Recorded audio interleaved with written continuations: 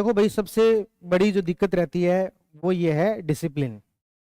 Discipline बना के रखना आसान नहीं होता, कहना आसान लगता है लेकिन आसान होता नहीं है। अलग अलग लोगों के लिए वो डिसिप्लिन अलग अलग तरीके से होता है।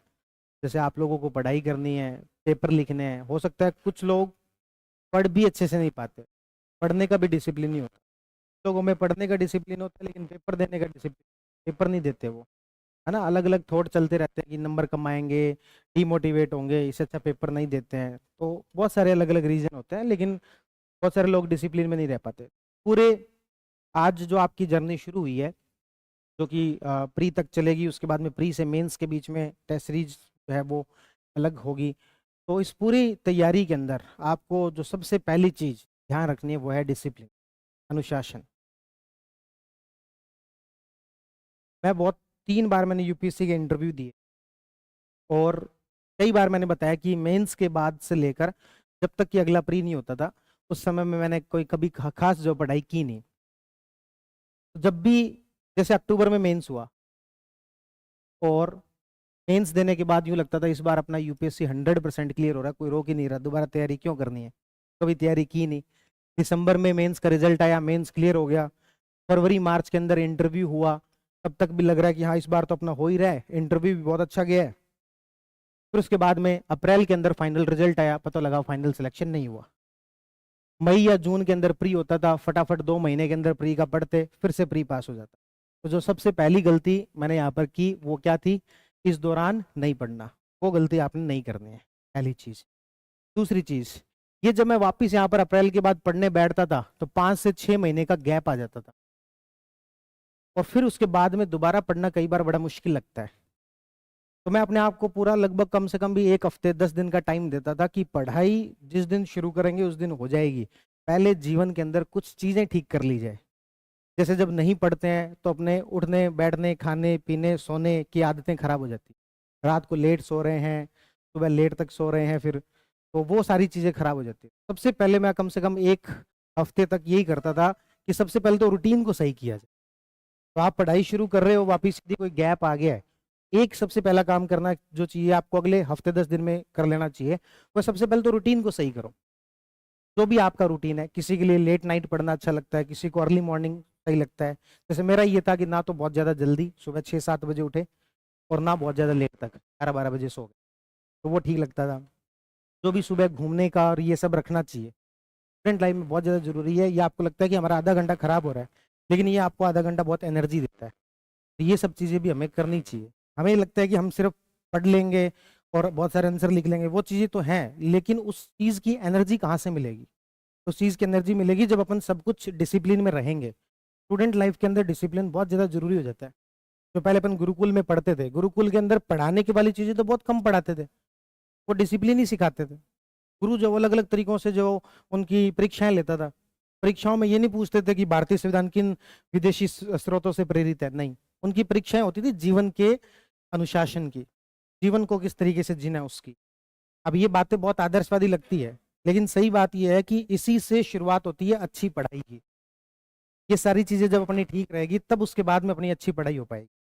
तो सबसे पहले तो शुरुआती कुछ दिनों के अंदर आप अपने उठने और सोने का रूटीन ठीक करें। दोपहर में जो भी आपको ठीक लगता है, जो भी आपकी हैबिट के अकॉर्डिंग ठीक लगता है, उसको ठीक करें। दोपहर में सोना है कि नहीं सोना है, वो सारा रूटीन आप अपना पहले ठीक करें। खाने पीने का रूटीन ठीक करें। दोपहर में इतना पेट भर के खा लिया कि उसके बाद में 2 घंटे नींद आ रही है ना। तो ये बाद के लिए तो चीजें चलती है, जब आपका सिलेक्शन हो जाएगा तो आप सब लोगों का मोटापा बढ़ जाएगा। कारण क्या है, उस समय में आप थोड़े से रिलैक्स हो जाओगे मेरी तरह। उसमें क्या है, आप दोपहर में खाना खाया 2 घंटे सो गए, लेकिन स्टूडेंट लाइफ में आप ऐसा नहीं कर सकते। तो हमें ये सारी जो छोटी छोटी चीजें हैं, अपना खान पान को ठीक करना पड़ेगा। जरूरी नहीं उसमें बहुत कोई पैसे इन्वेस्ट करने हैं कि आपने कोई बादाम खाने हैं, कोई काजू खाने हैं, नहीं, ऐसा कुछ ही नहीं है। बस जो भी अपना खान पान है उसको ठीक रखें, अपने टाइम का मैक्सिमम यूटिलाइजेशन करें। जैसे मेरी एक हैबिट थी, कल ही मुझे कोई एक दोस्त है मेरा, वो पूछ रहा था कि सर आप जब पढ़ते थे तो रिवीजन के लिए कौन सा टाइम निकालते थे, सुबह का टाइम रिवाइज करते थे या शाम के टाइम पर रिवीजन करते थे। मैंने उनको कहा कि जैसे मैं 1-2 घंटे पढ़ लिया, उसके बाद में मान लो कि घर पे मुझे जाना है वापस खाना खाने के लिए, तो जो रास्ता था 10-15 मिनट का, उस पूरे रास्ते में यही रिवाइज करते हुए जाता था कि आज पिछले 1-1.5 घंटे में क्या क्या पढ़ के आए हैं। रास्ता का रास्ता निकल गया, रिवीजन का रिवीजन हो गया, घर आ गया पता नहीं लगा, खाना वाना खाया, वापस चल दिए, फिर 10-15 मिनट रिवाइज कर लिया कि क्या क्या चीजें पढ़ी थी। इस तरीके से शाम को आए तो शाम को आते समय 10-15 मिनट में फिर से वो रिवाइज कर लिया, यानी कि टाइम का मैक्सिमम यूटिलाइजेशन हो।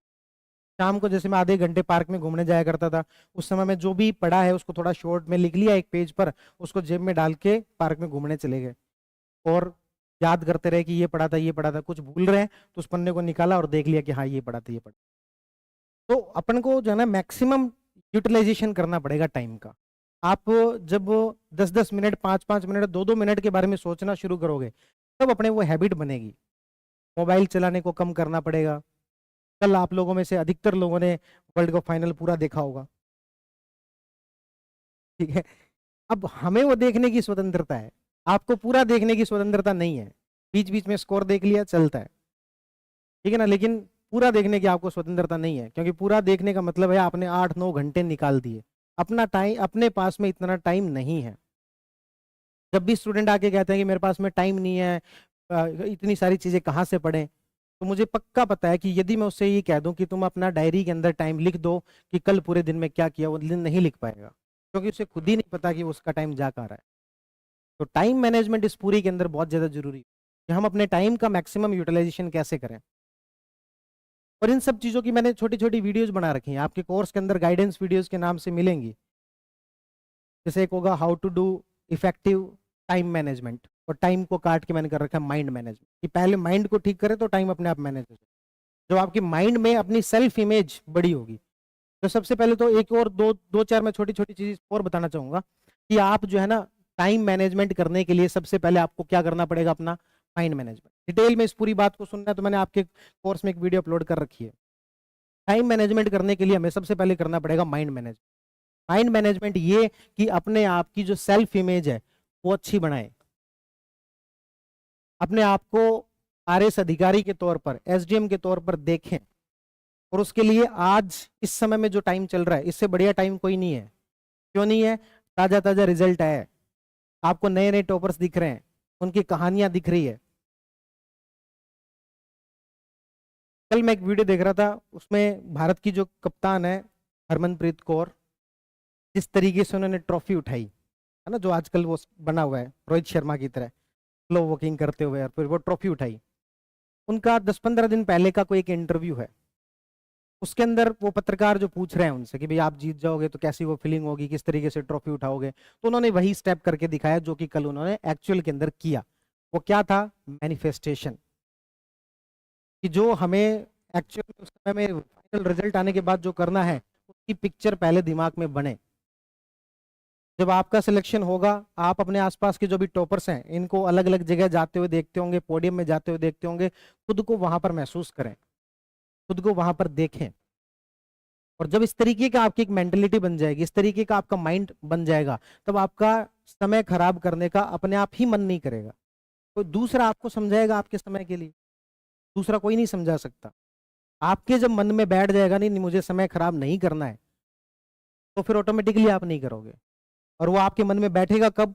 जब आप अपने आप को उस अधिकारी के तौर पर देखने लगोगे, जब आपके जो सपने हैं वो वाकई में आपके दिमाग में बैठ जाएंगे कि नहीं ये सब चीजें मुझे करनी है, वो फाइनल रिजल्ट मुझे देखना है, उस पीडीएफ के अंदर मेरा भी रोल नंबर इसी तरीके से चमकना चाहिए। तो इस चीज के लिए पहले खुद को मेंटली प्रिपेयर करें, सेल्फ इमेज अपनी बड़ी रखें, खुद को अधिकारी के तौर पर माने। और जब हम खुद को अधिकारी के तौर पर मानते हैं तो इस समाज के अंदर भी बहुत अच्छे तरीके से बिहेव करते हैं। एक अधिकारी किस तरीके से बिहेव करेगा, हम वही सोच के बिहेव करते हैं। ये तो अपनी सेल्फ इमेज को अच्छा रखें, अपने माइंड मैनेजमेंट करें, इसी से आपका टाइम मैनेजमेंट होगा और जीवन के अंदर डिसिप्लिन लेके आए। और अगले जो 4-5 महीने हैं उसको बड़े डिसिप्लिन के साथ, ऐसे नहीं कि 2 पेपर लिख लिए फिर 2 नहीं लिखे। आज तो पहला पेपर था, जोश जोश में आप लोगों ने लिख लिया, उसके बाद में जैसे जैसे आगे पेपर जाते जाएंगे आपका जो डिसिप्लिन है, आपका जो मोटिवेशन है वो थोड़ा कम होता जाएगा। और आपकी एक्चुअल जो कोई परीक्षा है तो वहीं से शुरुआत में सबको जोश होता है। तो आपको लगातार जो इसके अंदर लिखना है ये बहुत ज़्यादा जरूरी है, और लगातार लिखते रहेंगे तो ऑटोमेटिकली सुधार हो जाएगा। इवन मैं तो कहता हूँ कि हमारा जो कंट्रीब्यूशन है वो ना के बराबर है। हम सिर्फ इस बात के लिए प्रेरित करते रहते हैं कि आप तो खुद से बस लिखते रहो, खुद से लगातार पढ़ते रहो, जो भी आपको शेड्यूल दिया गया उसको ठीक तरीके से फॉलो करो, सुधार अपने आप ही हो जाएंगे। अपन हमेशा से सुनते आते हैं कि प्रैक्टिस से सुधार हो जाते हैं, तो बस वही तो है, प्रैक्टिस ही तो करनी है, प्रैक्टिस ही तो कर रहे हैं, डेली लिख रहे हैं। मैं कह रहा हूँ राजस्थान के, पूरे राजस्थान में मिला के 100 बच्चे भी ये नहीं कर रहे होंगे तो आज के दिन आप कर रहे हो। हम हमेशा सुनते हैं कि आप जब भी कोई काम नहीं कर रहे हो तो ये सोचो कि जो जो फर्स्ट रैंक आने वाला है या जो सक्सेसफुल होने वाला है वो उस समय में वो काम कर रहा होगा। नेगेटिव ही क्यों सोचे, अपन इस तरीके से भी सोच सकते हैं कि आज हम जो लिख रहे हैं वो पूरे राजस्थान में 100 से ज्यादा बच्चे नहीं लिख रहे, हम वो काम कर रहे हैं। बस इस काम को क्या करके रखना है, कंटिन्यूटी के साथ करते रहना है, कंसिस्टेंसी के साथ इस काम को करते रहना है, सुधार अपने आप हो जाएगा। और सबसे बढ़िया फायदा आपको मिलेगा अपने ग्रुप का। आप अब यहाँ पे लाइब्रेरी में आए हो तो लाइब्रेरी के अंदर 2-3 लोगों का, 4 से ज्यादा लोग उसमें हो नहीं, 2-3-4 लोगों का एक अच्छा ग्रुप बन जाए जो कि आपस में डेली जो रटने वाली चीजें हैं वो डिस्कस करें। रोज आपस में आधे घंटे एक दूसरे से सुने। जैसे आपके हिंदी इसमें आ रही है तो हिंदी के पर्यायवाची शब्द है, विलोम शब्द है, रोज कुछ कुछ जो है वो विलोम शब्द पर्यायवाची शब्द एक दूसरे से पूछना शुरू। आपकी लाइब्रेरी में देख लो 80 लोगों ने एडमिशन लिया हुआ है, लेकिन आप पेपर देने वाले आज 20-22 लोग ही बैठे। पहले पेपर में ही जब 25% रिजल्ट है तो आगे के पेपर में आप सोचो कि क्या रिजल्ट रहेगा। लेकिन कोई बात नहीं, बहुत सारे लोगों को पता नहीं रहा होगा, अरे भाई लाइव अब शुरू की है, लाइव अब शुरू हुई है, 50 सेकंड की हुई है यार, मैं इतनी देर से बोल रहा हूँ, वो रिकॉर्ड हुआ है कि नहीं हुआ? अच्छा, ओके ओके, 10 मिनट 50 सेकंड थे, गलत देख ली। तो क्या बात कर रहे थे अपन? कुछ लोगों को हो सकता है कि पता नहीं होगा अभी आज पेपर है, या कुछ लोग शिफ्ट नहीं हुए होंगे अभी जयपुर, पर मैं उम्मीद करता हूँ जब 9 तारीख को पहला पेपर होगा उस दिन तक सारे लोग यहाँ पर शिफ्ट हो जाएंगे। सभी के सभी लाइब्रेरी के जो स्टूडेंट हैं वो अच्छे से पढ़ाई करेंगे।